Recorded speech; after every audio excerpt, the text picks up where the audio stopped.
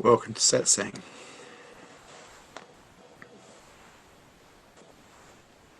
Could you please talk about the topic, how to stop and just be?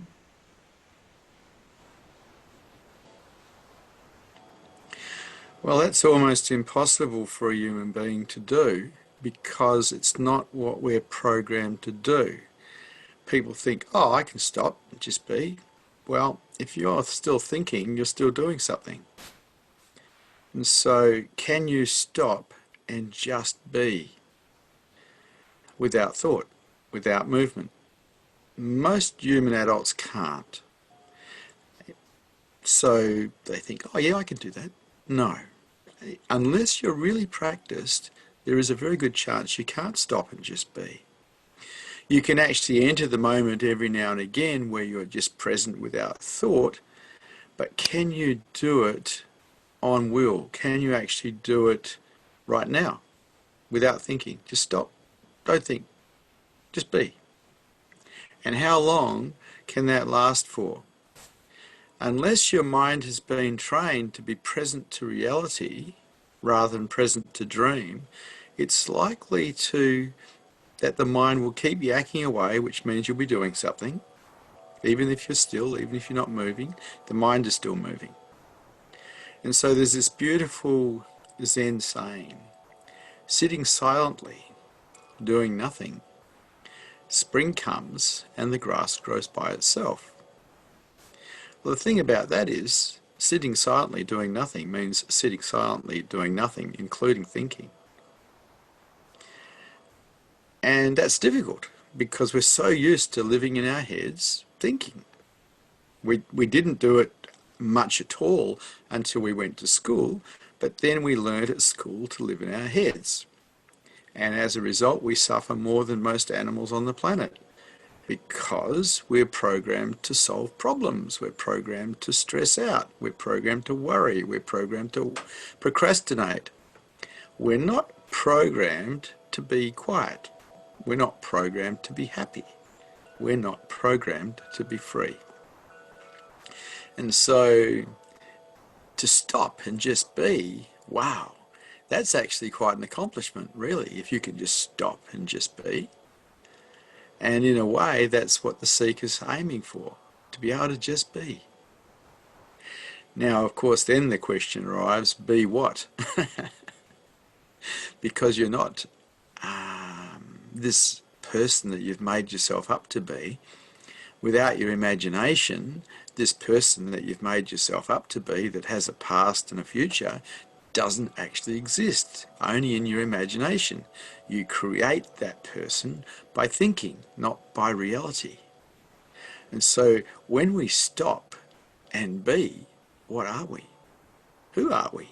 What's here? What's here? That is not thinking. That is just purely aware, pure consciousness of what is. What is this? And it's beautiful. Our true nature is always, always here. It's not somewhere else.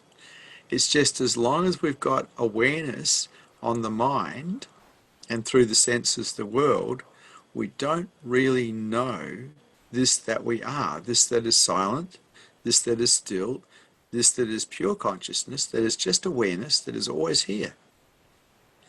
And so the attempt is to find a way to turn awareness that is aware of the mind back to itself. And when that happens temporarily, it's called a satori.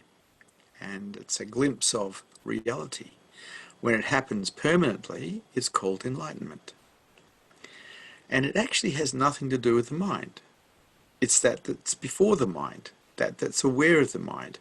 So it's not the mind that becomes enlightened.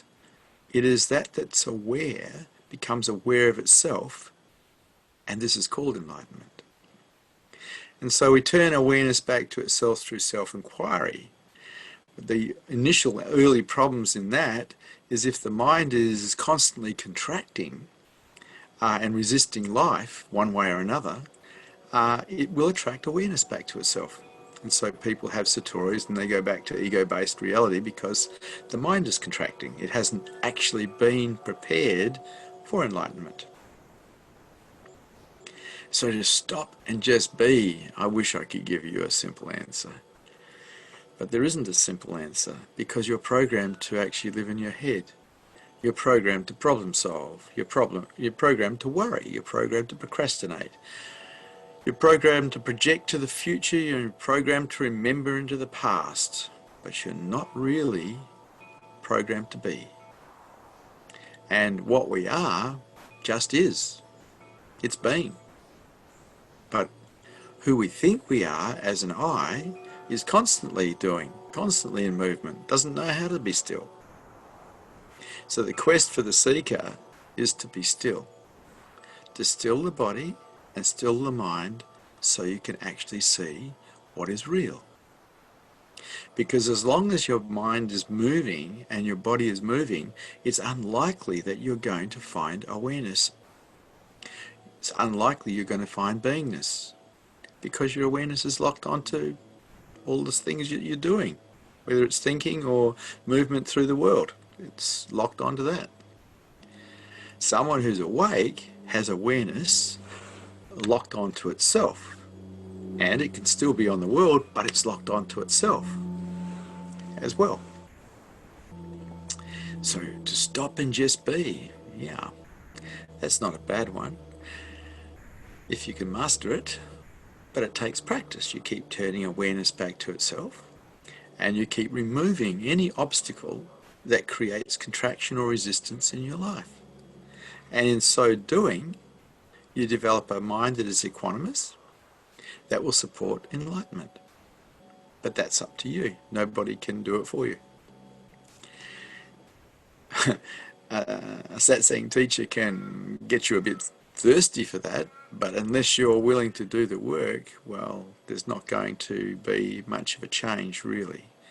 Because even though a satsang teacher would love to wake you up, create another light on the planet so others can see, only you can do the work through your own thirst for truth, for freedom.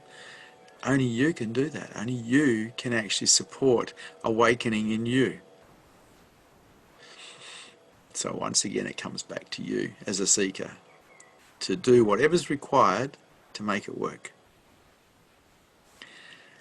Are there any questions, any statements, any challenges to this teaching today?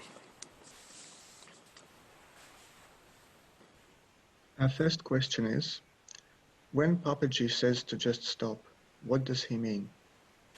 He means stop thinking. People don't get that. They think, oh, just stop still. No. Stop thinking. Just be here. And so when he's talking about stop, he's actually talking to, when he was alive, he was talking to people who were in his presence, in his satsang. Because in the presence of someone who's awake, it's actually relatively easy to stop thinking. It's not so easy when you're by yourself. But in the presence of someone who's awake, who has a Buddha field, you can stop. And in that stopping, awareness can discover itself. That's aware of the mind, the noisiness, can discover itself. And so when Papaji says, stop, he's talking to people who are sitting right in front of him, saying, stop, just stop. And then there's the possibility of that awareness becoming aware of itself.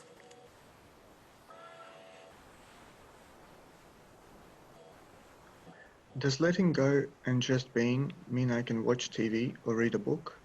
Or do I literally need to do nothing and watch my breath? You can do whatever you like. Doesn't really make much difference, really. Whatever you like, you can do. If you don't have a practice of being present to reality, well, you're never going to know yourself as reality. So self-inquiry is important. Meditation is also important because without seeing through the mind, you can't remove the obstacles that are in the way. And so watching television's okay, there's not a problem with it. Reading a book's okay, but they're not spiritual practices. They're not practices that are going to raise your consciousness levels, and they're definitely not practices that are going to wake you up to truth. But there's nothing wrong with them in themselves. It's just that if that's all you do, well, you're just going to stay the same.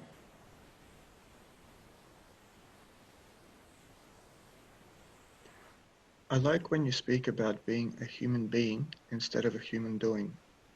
Is doing in the way of higher consciousness? In a lot of ways, yes. It keeps our awareness out from itself and onto the world. And so when we've got awareness on the world, it's not turned back to itself. It's a distraction, you could say. For the seeker is looking to turn awareness onto itself, onto truth. And so any kind of doing tends to be a bit of a distraction. And we're not looking for distractions, we're looking to find truth. We're looking to turn that's aware of the mind, that is pure consciousness, onto itself. And so watching television's okay, doing whatever you like's okay, computers are okay, but there has to be alongside of that somewhere a practice of undoing the mind and a practice of turning awareness back to itself in some way. Meditation facilitates seeing through the mind. Self-inquiry facilitates turning awareness back to itself. If you don't have those practices, well, not much is going to change, I'd say. Rebecca asks, does part of the practice involve being discerning about who we spend time with? Or is that discernment just another judgment from the mind? I feel like it's increasingly difficult to raise consciousness if I spend time with people who have energy that is dense in nature. Yeah. The people we hang out with unfortunately affect us a great deal. We start to take on their understandings, their beliefs, their way of life, and their energy. And so if we're really interested in higher consciousness, it's best for us to hang out with people who are into higher consciousness, who are actually going in the same direction as us. If you want to get lost, hang out with the wrong type of people, you'll get lost. Unless you're really, really strong. And if you're really, really strong in your higher consciousness and your spirituality, why would you want to hang out with people going in the wrong direction? And so it is difficult. Seekers have to make some pretty hard decisions in their lives as to who they do hang out with and what they get involved in, because they want to go to higher consciousness. So there's certain things that don't support that, and on some level we know what those things are, but quite often they're inconvenient. So we don't want to get involved in what we need to get involved in. But the people you hang out with, it's very important, actually very important, because it's going to affect you strongly.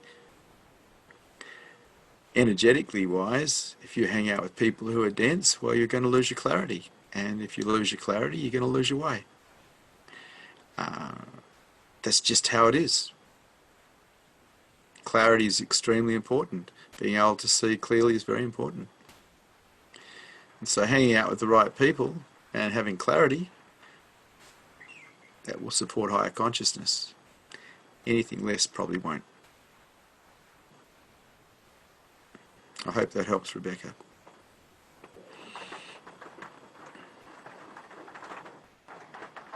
The next question is, how can I practice just being when I have to juggle work and family life as well?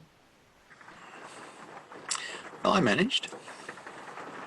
I had a wife and 3 kids to take care of, and I had to run a naturopathy and psychotherapy practice, and I ran groups at night time, and I still managed to do all my spiritual practices and raise my consciousness levels. I used everything as an opportunity for acceptance, so I could learn surrender. I developed present moment awareness of what was around me by putting my awareness on what was around me rather than what I was thinking. So I teach lay people how to wake up in the marketplace. I'm not teaching monks or nuns who have locked themselves away in a monastery or an ashram. Enlightenment is available for people in the marketplace if they're willing to do the work on themselves, if they're willing to self-inquire. if they're willing to take away the obstacles.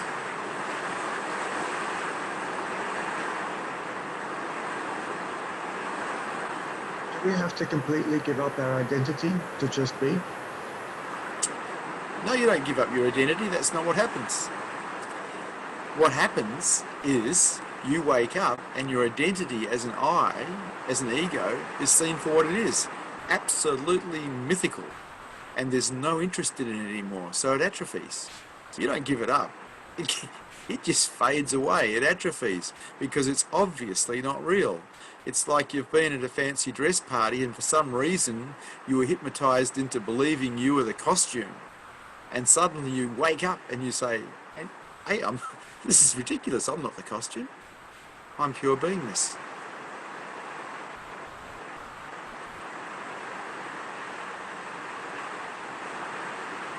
Vishrant, often when I ask you what you're doing the next day, you say you don't have a plan.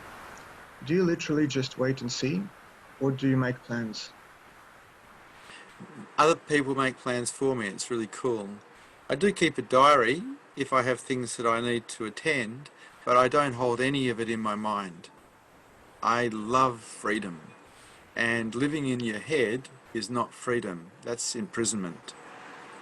We are not the mind, we are not the body, we are pure beingness, and we don't have to exist in our heads. We can exist as pure beingness. And so I exist as presence. And my body and my mind has a diary. I don't have a later, and I don't have a before. I have a now, because now is the only time that is real.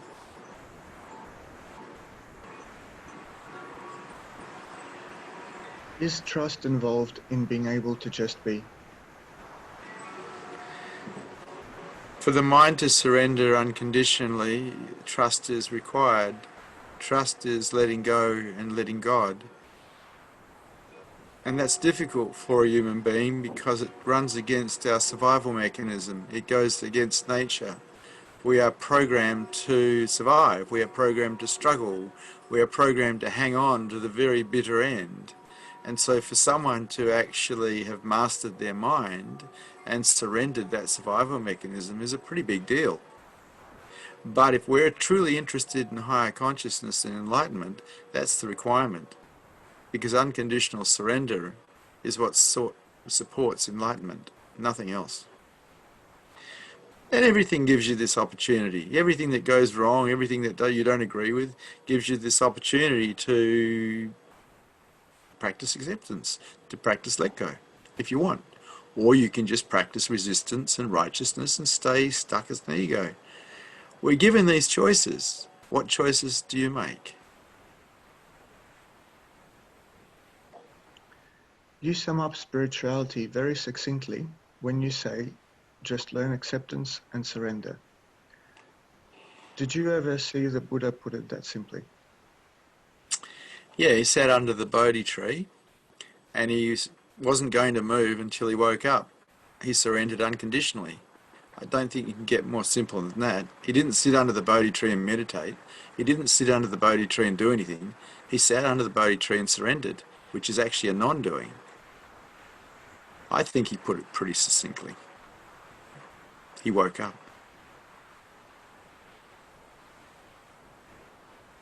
Why is surrender so powerful? It's an absence of the mind. It's an absence of the problem. Beingness is always here. Pure awareness is always here. It's aware of the mind and through the senses the world. It's always here. But while the mind's rattling away with its numerous creations, awareness tends to be locked on it. When the mind surrenders, it becomes silent. Then it's easy for that that's aware to become aware of itself. It's not easy for that that's aware to become aware of itself while the mind is rabbiting on. Surrender is the end of the rabbiting on.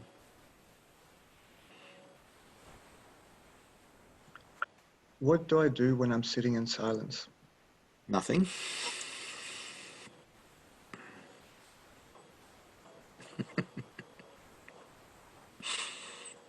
And is it important to sit in silence every day?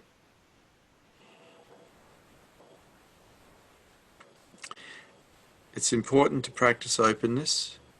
It's important to practice self-inquiry. It's important to be present to what is real. That is all. If you practice openness, it means you'll take your defences down to do that. You'll take anything that contracts you away to support that. And now you'll find heart. You keep practicing openness and your ego will start to disappear, because ego is basically a contraction in itself. An identity that lives in contraction. Just keep practicing openness. Keep being present to what is real. And everything's real except what you think. And self-inquire. Who's aware? What's aware? Who am I? This is all that really needs to happen. I make it sound very simple, but it's actually difficult for human beings to do, because it's not how we were programmed. We were programmed to survive.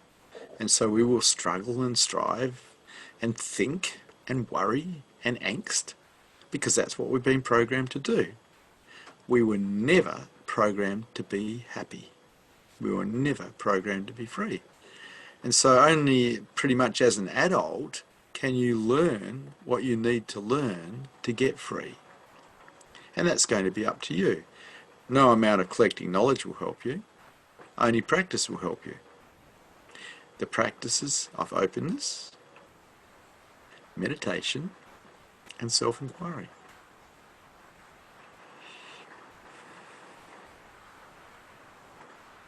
Can you explain what truly letting go and trusting looks like? Yep, non-doing.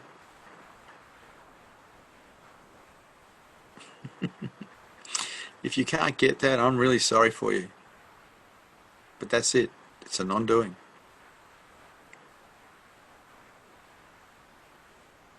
I notice that I put a lot of energy into chasing success and avoiding failure. Does success or failure matter to you?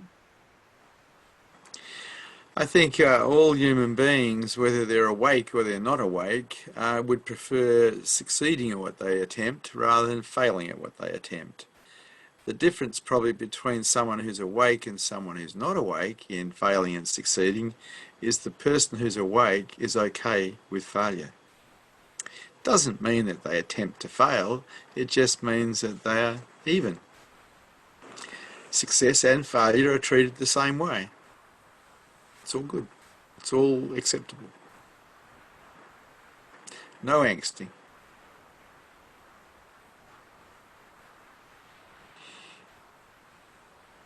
How can I still achieve goals in life and get to where I want to be? Easy. Set a goal.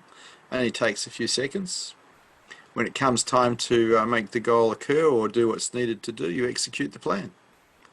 Simple. No need to procrastinate. No need to think about it. Make it so.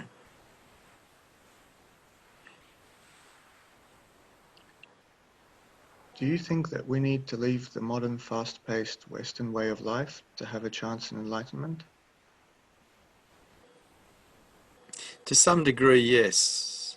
To some degree, yes. There's certain jobs that won't support higher consciousness or enlightenment. Unless you can find a way to be cool, it's difficult. Unless you can find a way to develop a mind that is restful, it's going to be difficult. Because the angsty mind that is moving at 10 million miles an hour is not going to support higher consciousness or enlightenment. And so, yeah, we need to find a way to relax our minds, to be at peace with ourselves, to be at peace with the world. And this comes through the practice of acceptance. As we accept the world the way it is, people the way they are, we can relax. While we're in non-acceptance of what is, it's difficult to relax. And it is not an uptight mind that supports enlightenment or higher consciousness, it is a relaxed mind. And so it's very beautiful to develop a relaxed mind, but it's a little bit unusual to find someone who has a relaxed mind, who is still in the marketplace, not using drugs or alcohol or anything else, because it's not something we learnt to do at school. What we learnt to do at school is just stress out and get the answers, problem solve. But that doesn't actually help us in finding ourselves as truth, in raising our consciousness levels, or finding our own hearts. We need to be open and we need to be relaxed. And so every endeavour and whatever job we're doing needs to somehow support that.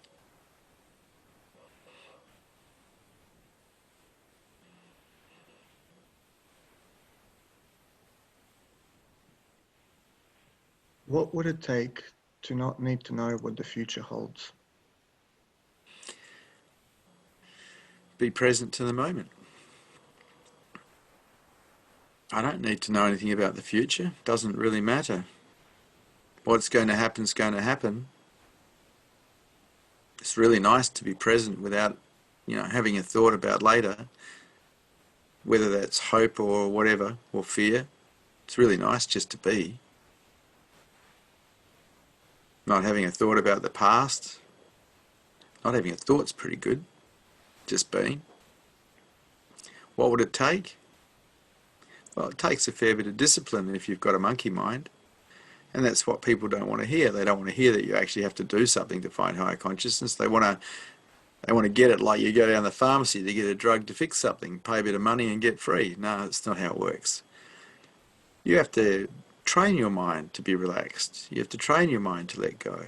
You have to train your mind to be present to reality. You have to train your mind to self-inquire. It's not going to happen by itself. You're going to run true to whatever programming's been put in you.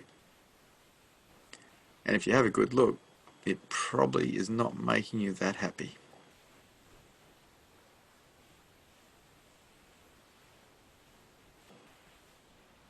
When I sit silently, I often notice thoughts of all the things I have to do.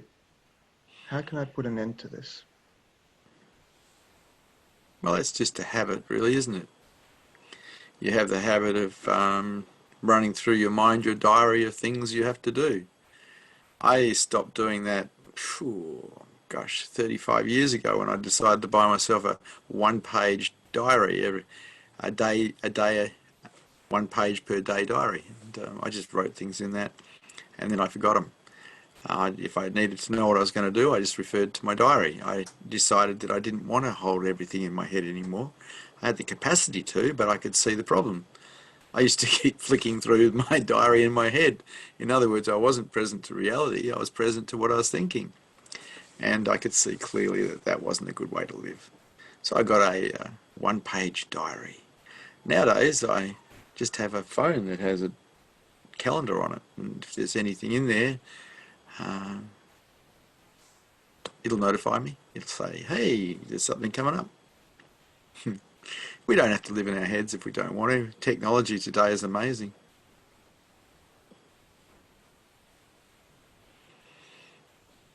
Satya would like to ask a question.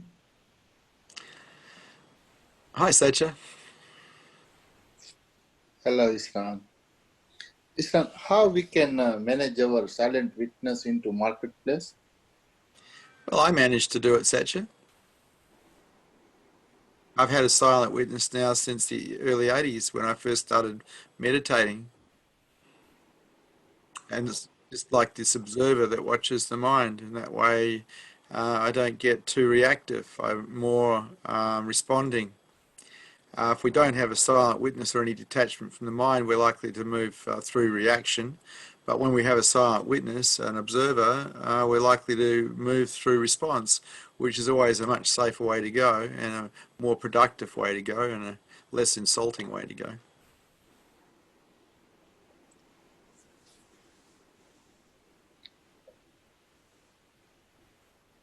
Okay, thank you, Islam. Thank you, Satya. Meditate, Satya. Develop a silent witness. Thank you, Islam. Okay. Arun has a question. Hello, Arun.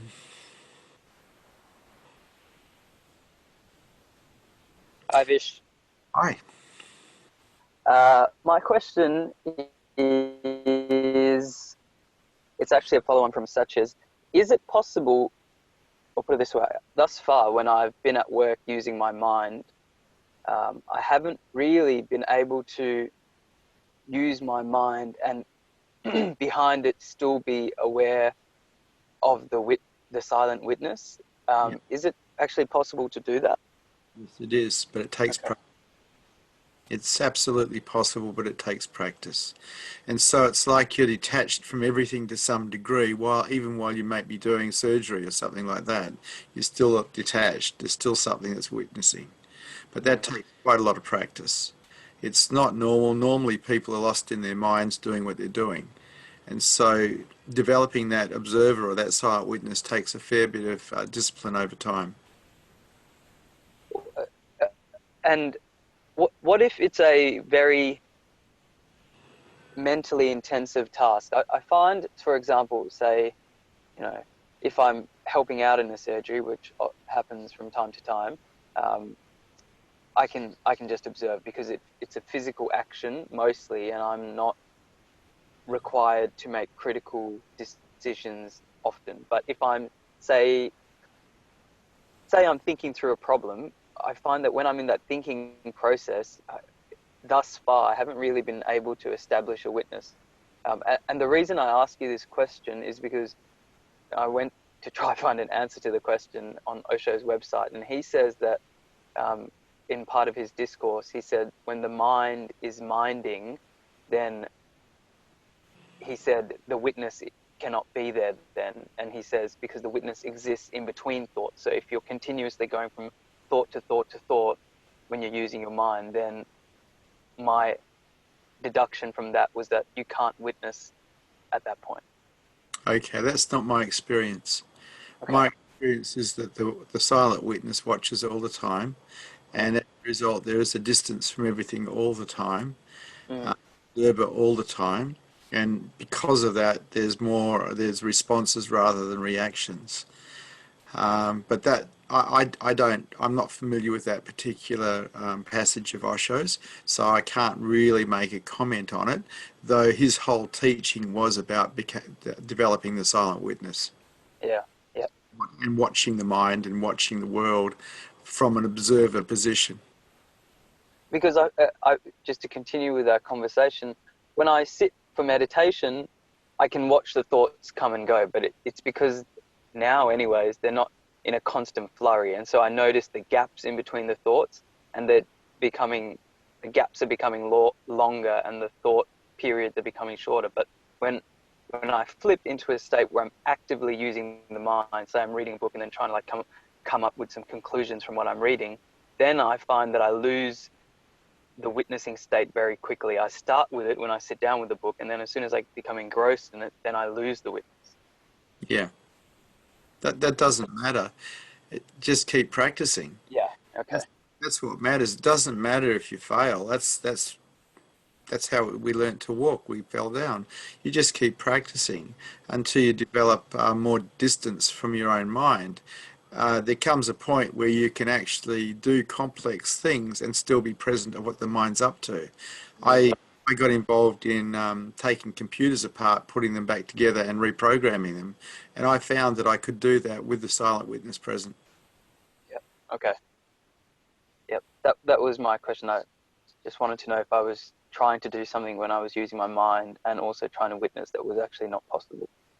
Look, I think it's quite difficult for anyone to develop a silent witness that stays there all the time. You know, you just got to keep practicing until it gets better and better.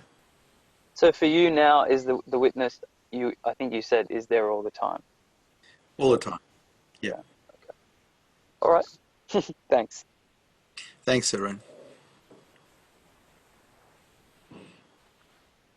The next question is, when I've heard other teachers talk about surrender and just being, it sounded a lot easier. What is the truth? The truth is it's very hard. That's the truth. But the teachers that I preferred were the teachers who told me the truth without watering it down, the ones that gave it to me cordial strength. I wasn't interested in homeopathic truth. I wanted it straight. And I found that the teachers who watered it down, I didn't go and see. I wasn't attracted to them because I found that it wasn't effective what they were teaching. I wanted to know exactly what I had to do, exactly what the deal was. I didn't want some fairy floss understanding of what had to happen to raise my consciousness levels or enlightenment.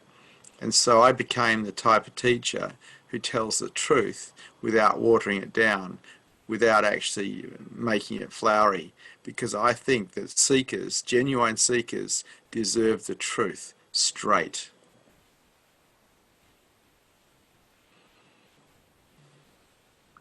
Arun would like to ask another question. Okay. Hi, Vish. I just want to ask you another question in the same line of thought that I was asking you before.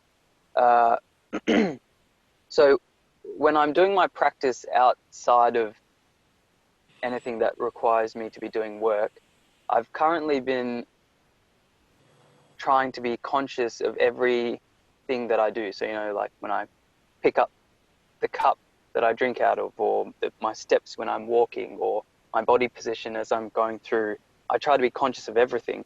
And then I read something recently, again, when I was on Osho's website, and it said, you must become more conscious.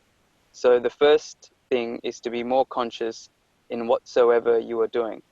Yeah. I am not interested in the content of your doing, but with the consciousness of your doing. Once again, talking about witnessing.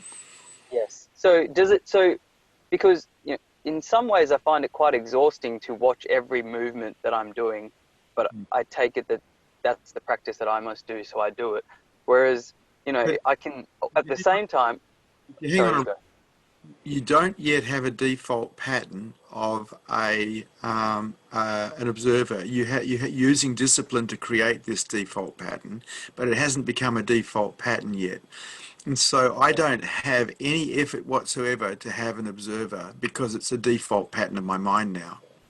Right, okay.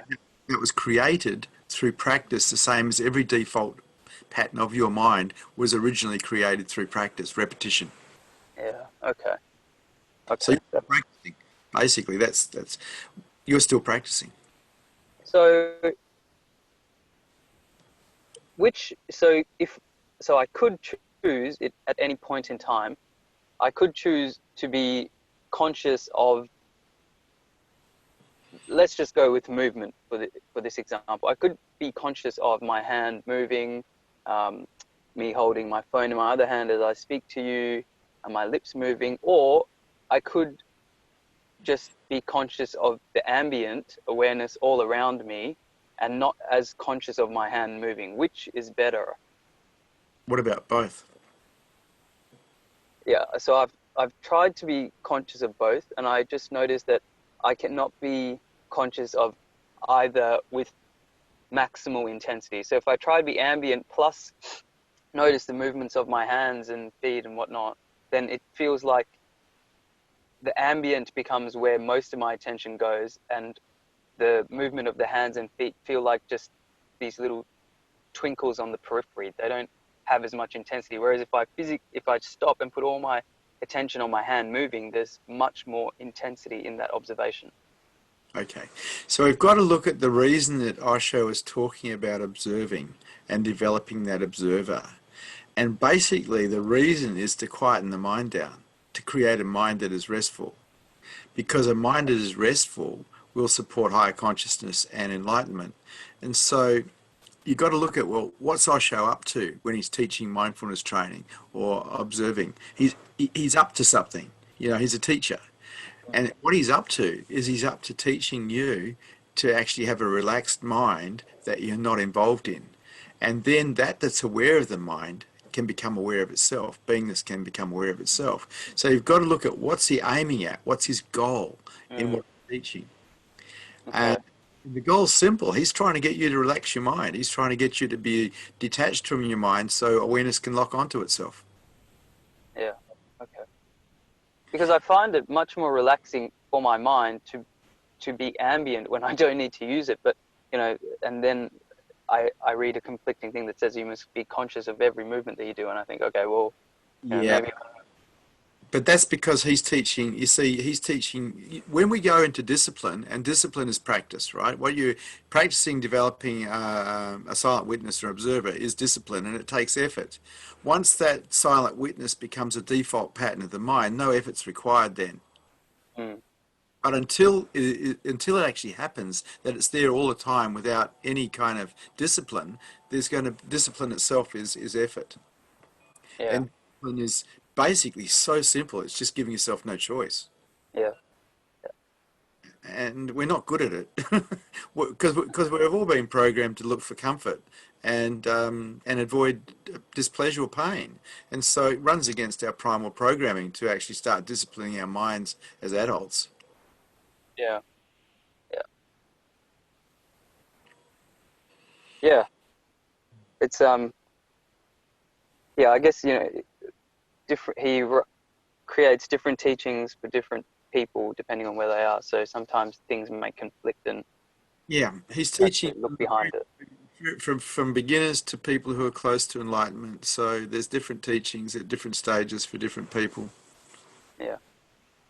So based on this little conversation we've had, your suggestion is to pick the thing that I can be conscious of that allows my mind to relax the most, essentially, because that's the whole idea of doing the sadhana, right? Well, it is and it isn't, because if you're actually having to use discipline to create a default pattern, that's not that relaxing, really. It's a bit like when you first start watching the breath at the lip. It's not relaxing in the beginning because you have to use effort or discipline to actually do it. After Yeah. a while of practice, and we're talking a long while of practice, there's no discipline at all. You just stay with the breath, and then it's very easy. And then it's easy for the mind to relax. But while we're learning new things through discipline, the mind is not going to be that relaxed. Okay. This Example of that is you're working as a doctor and you've been doing it for a few years now, so a lot of what you do is easy. But when you first started, it was quite difficult. You had to really put a lot of concentration into it, and it wasn't very relaxing. But now, Yeah. a lot of it for you now would be effortless. Yeah. Yeah. That was going to be my next statement to what you were saying. Was I remember some time back reading something from the Indian sage Nisargadatta Maharaj, and someone had said to him, you know, with regards to the actions of his body, the questioner said to him, "It seems like you're suggesting that your physical actions have almost become robotic or computerized." And he responded saying basically like, "There's no harm in making repetitive habitual things automatic. Like, I don't need to think about me going to the toilet to do, you know, a poo or anything like that, because my body knows to do that. So it's like some things my body has already learned to do, so I don't need to be aware of them all the time. I can just try and rest, keep my attention somewhere in, I don't know, in being ambient." Or what do you think about that? You're absolutely right. Just about everything I do is automatic. Even talking to you now is automatic. I'm not thinking while I'm talking to you. I've been so long, it's just default patterns. So when you don't think, when you speak, or when you do, you know, any of your actions, you're just resting in awareness, essentially, or the silent witness. Is that right? Well, always resting. Awareness is always on itself, 24 hours a day. But Mm. my mind is either resting or not resting, but most of the time it is resting because it just, beingness is very beautiful. Mm. But I don't have to use my mind that much because I live a very ritualized life in a lot of ways. I do Mm. the same things every day, including what I'm doing now, including talking to you and talking to you about truth and talking to you about the mind. This Mm. is all default pattern stuff now because it's been said so many thousands of times. Yeah. So in that instance, then, you know, the things that my mind has habitualized and ritualized, you know, for example, many of the things that I do at work, which I've now, as a result of, you know, what I was saying before about how I've tried to be more conscious of everything that I do, can I just let those habitualized things do themselves, and I just keep my awareness on ambient awareness as much as I can? If they are default patterns that are working properly, yes. If Okay. they're not default patterns that are working properly, no. Right. Especially if you're doing surgery. Yeah, well, yeah. Uh, or driving. Driving's another common one that I think of, that I've been thinking of recently when I've been doing it. I think, well, obviously I'm going to concentrate when I'm on the road, but also if some of these, statements about, ritualized patterns are true, then it's like, well, my mind knows to drive my car. Like, I can be in ambient awareness and just the car's not going to drive itself, is what my mind then tells itself. It's actually what happens. I don't drive the car drives itself. Yeah. Because I've been driving vehicles now for 49 years or something like that. It's like, it's just automatic. It's like riding a push bike. You can ride a push bike and have an argument with the person next to you and not even be aware that you're riding the push bike. It's all happening by itself. Yeah. So the And overarching thing that I take out of all of this is, you must, for the seeker anyways, is to be conscious all the time. But some things that are habitualized will just happen on their own. So as long as something you are conscious of as much as possible, then that's the path forward. so we've got to look at why we're not conscious. And the reason we're not conscious is because we usually have our awareness on thoughts and we're caught in dream. And so it's about getting out of dream and being present to what is real. Yeah. Nice. Okay. I'm starting to understand. Well, you look at it. If you're doing surgery and you're dreaming about it, you're thinking about it too much, the chances are you're going to muck it up. Yeah. You have to be 100% present when you're doing surgery. Yeah. Yep. That's Correct. life. That's life. That's life for the sage. The sage is 100% present all the time. Yeah. Yeah. I mean, that's why I found, with things like surgery or sport, is that it's so enjoyable, because the nature of the activity forces me to be present, because otherwise I mess up. Yeah. And that's why I got involved in extreme sports. I didn't know it at the time, but I just loved the moment. I loved being present. Yeah. Thank you very much. I'll hopefully see you Friday evening. I would have liked to have done surgery, but I never got a medical degree. Damn. It's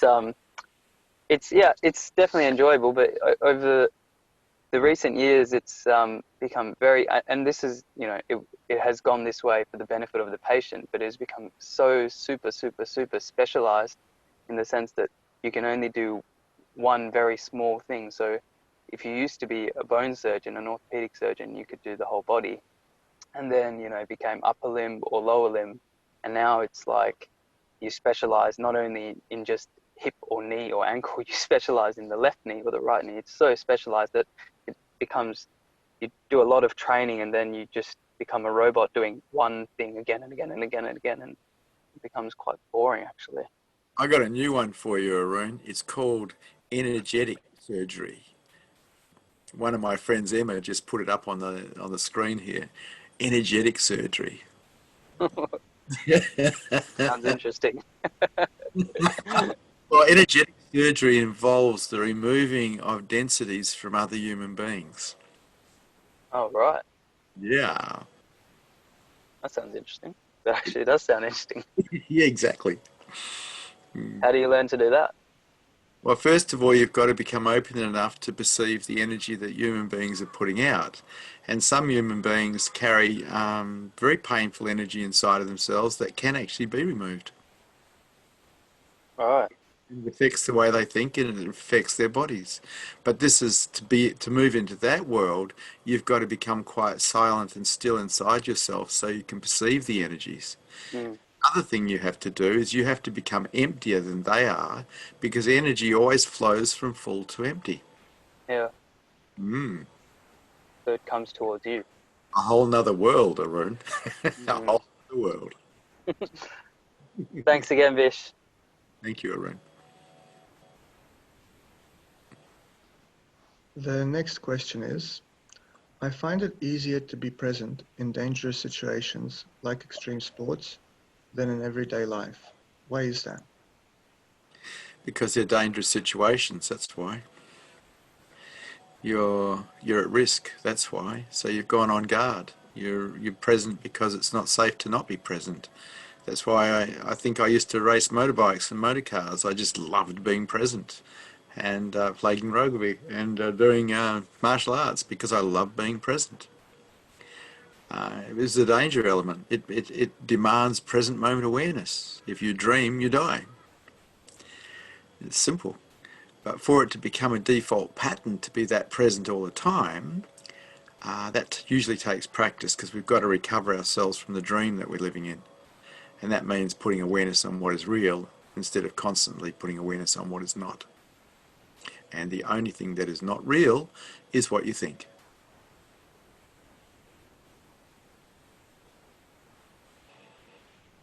Is present moment awareness the same as just being? No. No. So there's something aware of the mind, and through the senses, the mind sees the world. And so the mind can be just aware of the world. But there's something else. There's something behind it. What's this that's aware of the mind? That's of interest. We can be aware of the mind, but can we be aware of that that's aware of the mind? Can we be aware of the thing behind the mind? Because that's who we really are. Pure consciousness, pure beingness. And that's the quest of the seeker, to find that as self. Most human beings think that they are who they think they are. This concoction of ideas and understandings and reference points that calls itself I, and they think they're a body. That's just not true. Before the mind, we are. We are pure beingness, and we are always here. And so the quest is to live as that, and that is true being.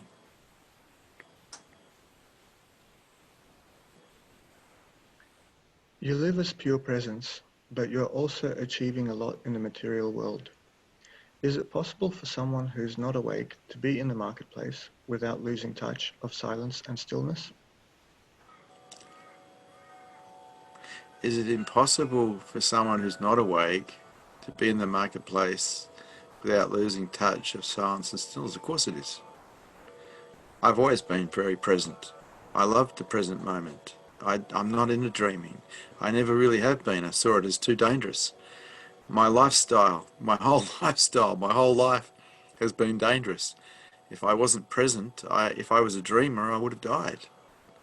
I love the moment. I don't love dream. I watch people in dreams suffer, and they insist on suffering because they're dreaming and they're believing their dream to be true. When you move into the moment, when you move out of your head into the moment, suffering ceases. People hurt themselves with the way they think. Get real. Be with what's real. Meditation needs to be every moment. Aware of what is real every moment. Most animals are pretty much like that. They're aware wild animals that is, not domestic animals. They're pretty much aware every moment of what's around them. They're not living in their heads thinking. And as a result, they don't suffer like human beings do. The more you live in your head thinking, the more you suffer, because you've been programmed to problem solve. Problem solving is not happiness, it's resistance. Resistance is suffering.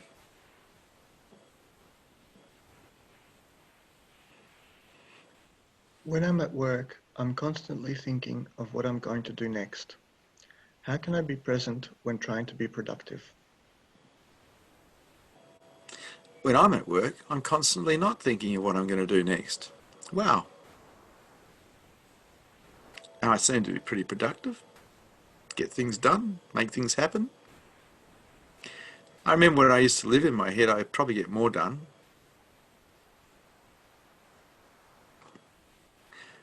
More acumen in the material world, but I don't care. Life's good. Why would you want to live in your head? It's a terrible place to live.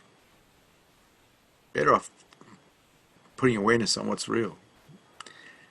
Living in reality. Because the truth is you can't live in your head anyway. You can exist there, you can't live there. Because it's not real. You can only live in reality. The more in your head you are, the less likely you are to be living. You could be existing somewhere, but you're not living. to really live this life, to really squeeze the juice out of life, you have to be present to reality. And think about it. Who would you rather be hanging out with? Someone who's living in their head or someone who's actually present to you?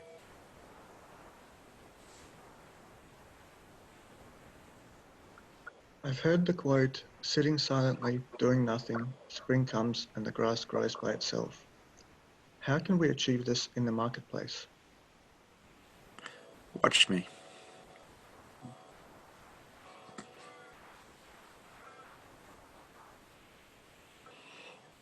I find 10-day Vipassana meditation retreats very uncomfortable for the first few days, and then by the end I feel a sense of peace. Is this what is meant by to stop and just be? No, that's what's meant by hurt yourself for a few days so you can find some peace and lose it again 24 hours after you stop. That's what that's called. I don't advocate for Vipassana meditation groups for 12 days or 10 days. I advocate meditation every day.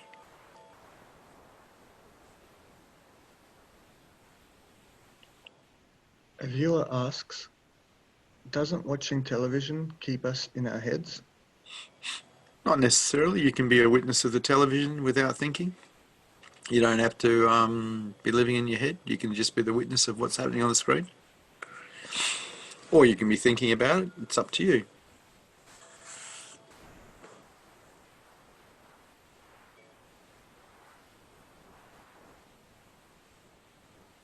Sometimes I can't stop doing things around the house, and I've come to recognize that it usually keeps me away from feeling. Is there a way for me to become more conscious of when doing is used as an escape and when it's not? Yeah, stop doing. See what happens. See, if you stop doing, then whatever you're escaping from will show itself. Because you're not escaping it anymore.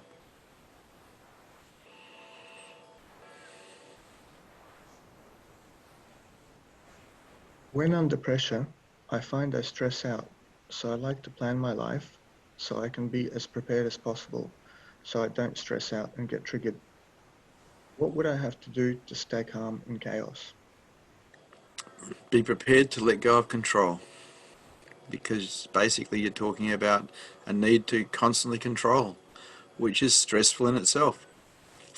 Let go of control. Let go, let go, let go, and let God. Your constant controlling is going to keep you stressed out anyway, no matter what.